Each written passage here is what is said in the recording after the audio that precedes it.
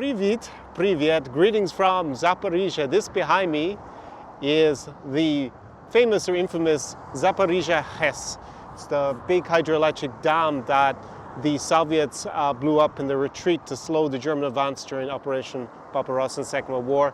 And out here there was a big tidal wave, and it's estimated it killed between 20 and 100,000 unsuspecting Soviet civilians in the hinterland. Pretty tragic spot to come and film up. But anyways, this is Zaporizhzhia. Many of you have been asking me over the last week or two in particular, with the ratcheting up of tensions between Russia and Ukraine. Are people panicking here in Ukraine? What is the scene like on the ground? So we're going to go and take a little bit of a walk around Zaporizhzhia.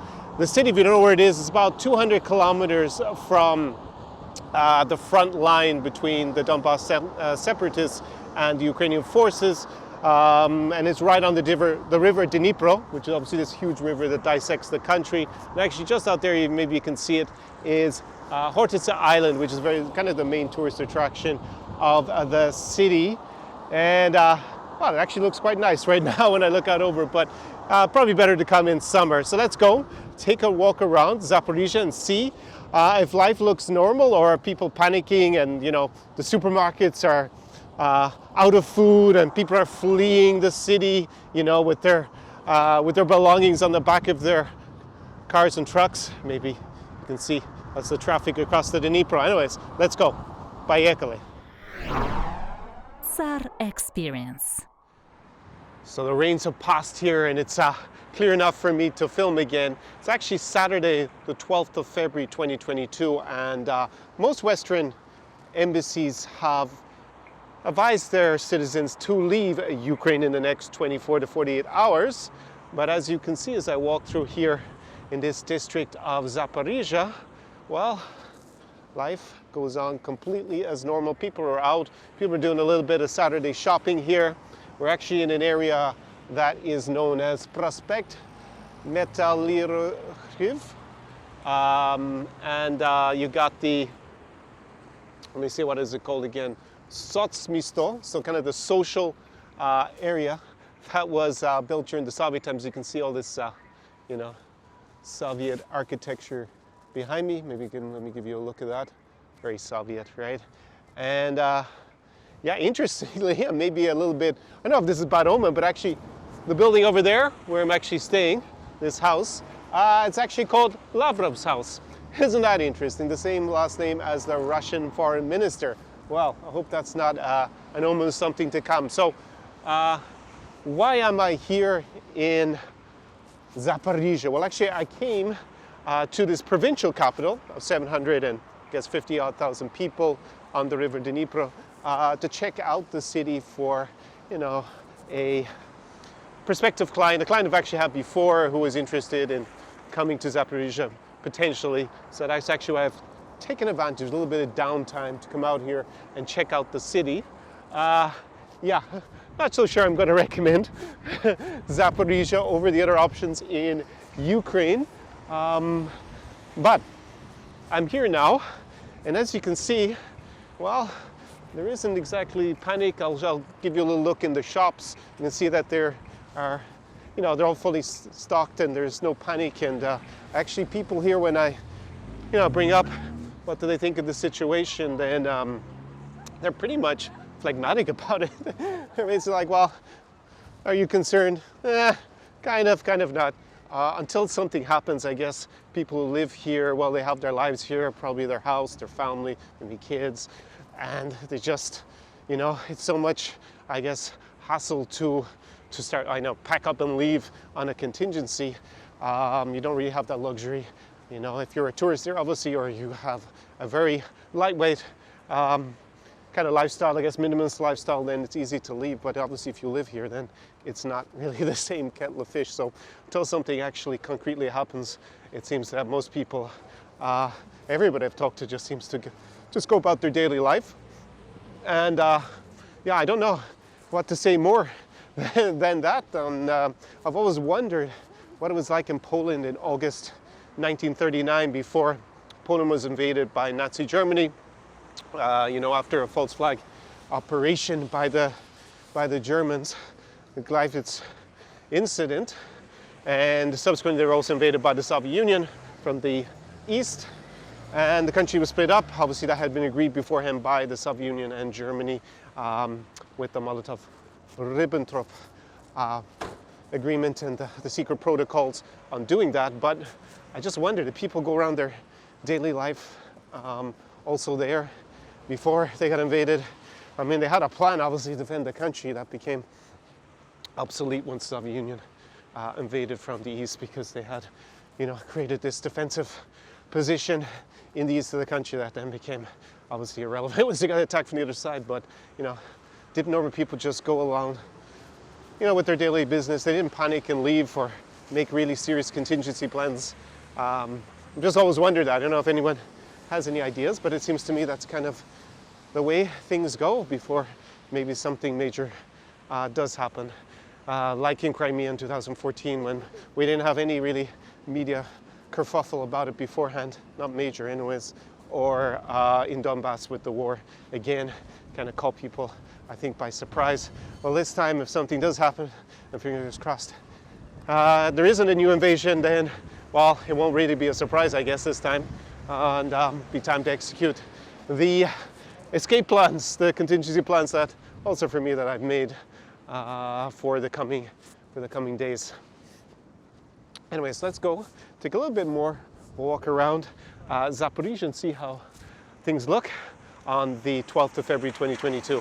So as I walk along near my apartment here, I just see this very small shopping center. Looks like kind of an old one. So let's go and take a walk inside and see if things look normal or not. Здравствуйте. Я снимаю влога, как ситуация в Украине сейчас. Не проблема, если я снимаю только тут 30 секунд. Что все, еда тут, ничего страшного, не паника. Спасибо. Дякую. So there you can see, all the aisles are full. No panic. Let me just give you a better look. Yeah, what else can I say? No panic. Lots of fruit, veg, toilet paper. That was the thing during the COVID that was out of, obviously sold out, and people just going around their normal business, and yeah, absolutely no difference to a normal Saturday. Some guy waves at me. Anyways, there you go. Just a little show you that life is normal here. Спасибо большое. Дякую. So that's a little peek into just a local supermarket, the Silpo, which is one of the nicer supermarket chains here. And absolutely no different to, what it looked like beforehand. Shelves completely, let me get that down. The shelves are completely stacked, full of produce. No different to a normal Saturday any other time, and probably no different to where you are at the moment watching this video. Got the shops working, public transport working. What else to say? Just like completely normal. And you see a friendly, I guess, security guy. I'm not sure if he's security, but supermarket employee there. Didn't seem too panicked or too bothered about anything. Yeah, so it's a bit surreal compared to what people outside there. There we got another market, and you got lots of people. Yeah, absolutely chock-a-block with produce. So we're not going to go hungry, and if there is something, at least not in the first few days, payment system might be a problem, of course. So you need cash. That said, I've got my suitcases always on the ready to go in case there is some sort of conflagration and a reason to get at least to the West Ukraine or to an airport to flee the country or to an international border that I can cross without a visa. So always you need to be ready in this eventuality. Obviously hoping, fingers crossed, that doesn't come to be necessary. So as I walk along here, I'm actually walking along one of the longest streets in Europe. It's called Soborny Prospect, and that means Freedom Avenue in English. Soborny Prospect in Ukrainian. It's actually 12.8 kilometers long. And actually this city doesn't really have, like, from what I can see, an historical old center or something where everything's going to be focused around. It actually goes along this extremely long road, basically street through the center. So So many of you have been writing to me, asking me, am I leaving? Obviously expressing concern. Thanks for that.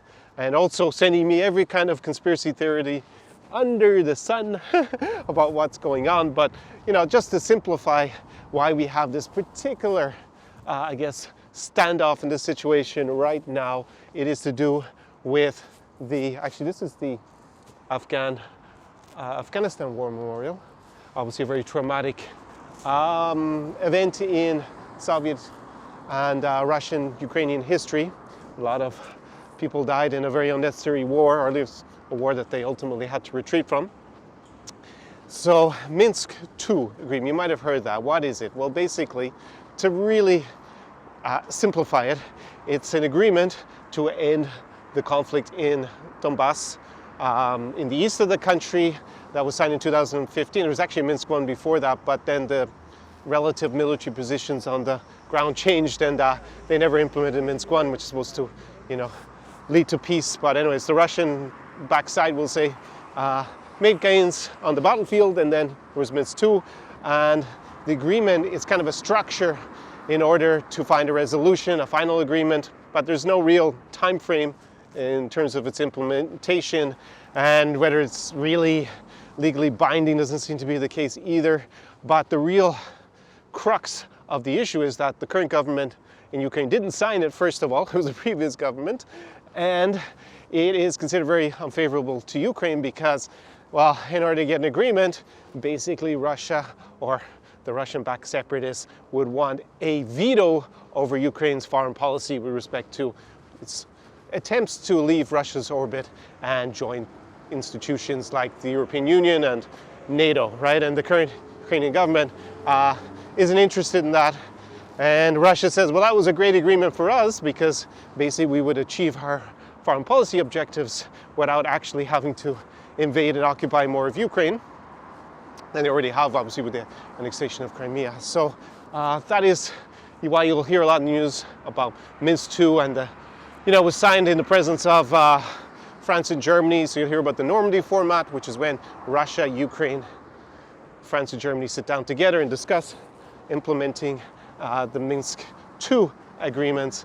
But there really hasn't been any progress on them, and Ukraine basically wants a new agreement that that's more favorable to them now that they have a vastly improved army, unlike in 2015. Anyways, in the kernel, that's kind of the current diplomatic situation, and that's why you'll see Macron very heavily involved. The French president, he's also got the retaining presidency of the Council of the European Union. So that's kind of some of the backdrop to what is going on. Let me just change that. I made other videos where I outlined, the original source of the conflict between Ukraine and Russia. I'll link it up above in a card down below in the description. But, I quoted Karl von Clausewitz from Kriege on war.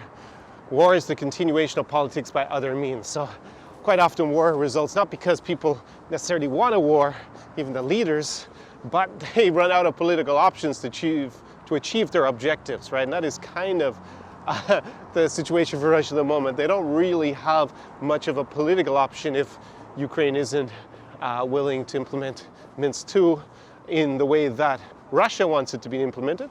Ukraine says we can implement it another way that is more favorable to Ukraine. And unfortunately, but people are not really panicking. No one looks too flustered here as I walk through the center of Zaporizhzhia, as you see. Yeah, I read a quote by one of the Ukrainian officials that panic is the sister of defeat. Yeah, actually, that is what he said. Panic is the sister of defeat. And, some of the reasons why Ukraine's government is giving a different assessment to Western governments is quite simply, well, the Western governments, especially after you saw the debacle in Afghanistan for America, when they tried to, airlift people out and all those tragic scenes of people trying to flee, is they would rather tell people too early to leave, right, be alarmist, than risk that something happens and then they got all these people in Ukraine and they're saying, well, you didn't tell us to leave and now we got to leave. Whilst Ukraine is more concerned about panic, because panic could mean runs on banks. Those supermarkets are fully stocked, but what happens if people do a run on the toilet paper, right? Like we saw during COVID. And foreign investors obviously withdraw the money.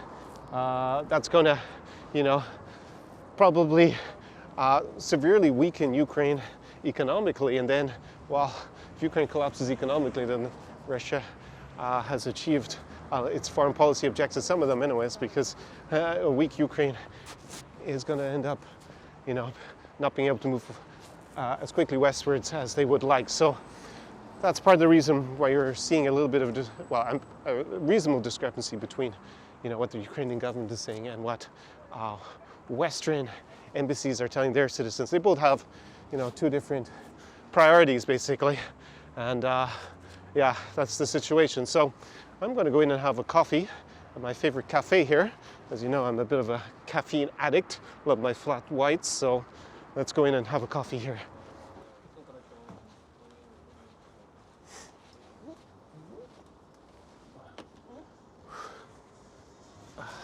Здравствуйте. Можно flat white, тата? So here you see, I'm in my local cafe, and everything is pretty normal. Can only have my flat white. No one looks panicked whatsoever. Спасибо.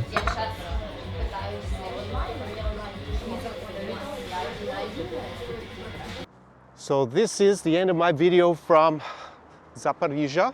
I'm going to go and enjoy a Saturday night, like any Saturday night, apparently in Zaporizhia. Going to be exactly the same. Going to be packed full of people out enjoying themselves, having a blast. Apparently not a care in the world, and yeah, not listening probably to Western media. It's probably why they're a little bit more nonchalant about it than most foreigners who've been writing me. And tomorrow I'm going to head to Odessa Mama and maybe make an update video for you from there. So see you in the next video. Do побачення. До свидания from Zaporizhia, Ukraine. Tsar Experience.